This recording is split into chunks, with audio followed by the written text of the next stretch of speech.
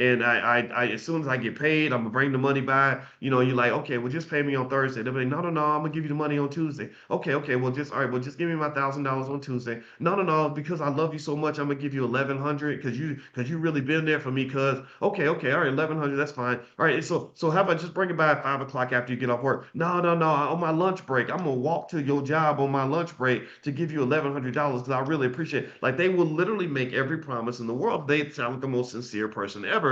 But unfortunately, that doesn't work very well when you're dealing with a Negro that has no discipline, right? When you're dealing with somebody, think about this. The reason they're coming to you is because they're not very good with money in many cases. They're coming to you with a financial problem because they have a mindset that creates financial problems. Right. Yeah, but yet we falsely kind of fall into the trap of believing that this is a one-time thing, even though you've seen it happen 8 times.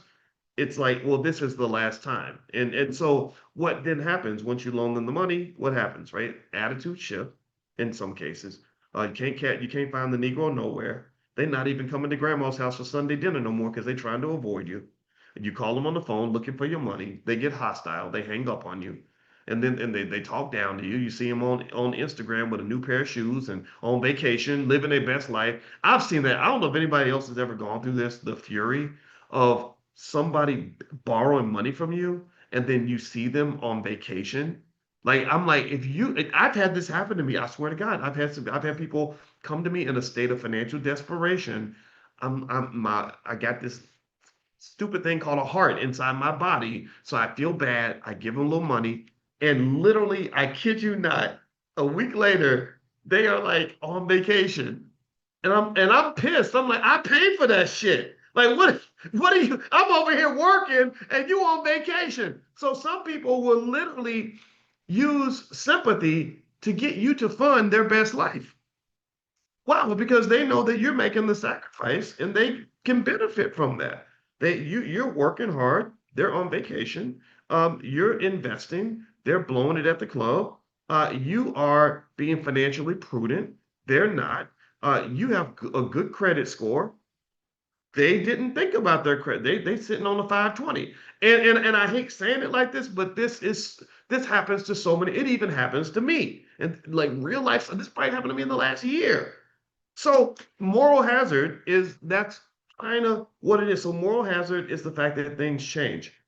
And because things change, the solution to the moral hazard problem, this is something deep in finance. They've written thousands of research papers on this because mindset is a big part of wealth. Finance professors have written papers on this. Psychologists have collaborated with finance professors to write papers on this. The solution to the moral hazard problem is what they call optimal contracting. You get a contract in place not because you don't trust people, but because you know that they're human. You know that we're both human. And also, contracts build trust. Contracts, that's not just me making sure you're going to do what you say you're going to do, but it's also me holding myself accountable. So you live in a world where people don't like accountability.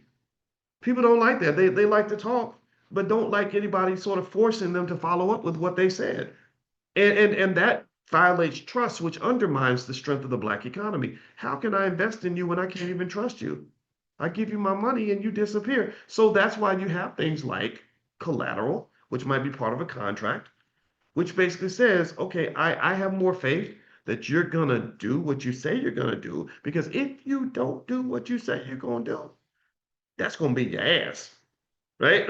Look at Uncle Nearest. Look at that situation with that loan. That bank loaned them $108 million. And it wasn't based on a credit score. It was based on collateral.